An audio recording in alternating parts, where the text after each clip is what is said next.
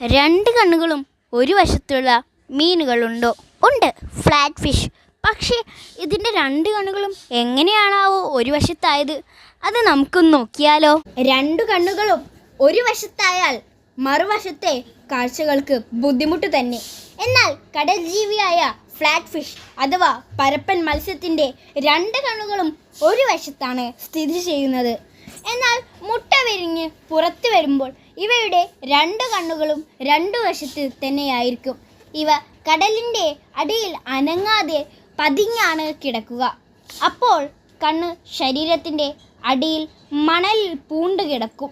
Flat fish വളരുന്നതനുസരിച്ച് ഈ കണ്ണ് നീങ്ങി നീങ്ങി മുകളിൽ അടുത്ത കണ്ണിനടുത്തെത്തി സ്ഥാനം പിടിക്കും. മുകൾ ഭാഗത്തായ രണ്ട് കണ്ണുകളും ഉപയോഗിച്ച് മുകളിലേക്ക് നോക്കാൻ കഴിയും. എന്നാൽ സഞ്ചരിക്കുമ്പോൾ ഒരു വശം മാത്രമേ ഫ്ലാറ്റ് ഫിഷിന് കാണാൻ സാധിക്കുകയുള്ളൂ. Subscribe for more videos.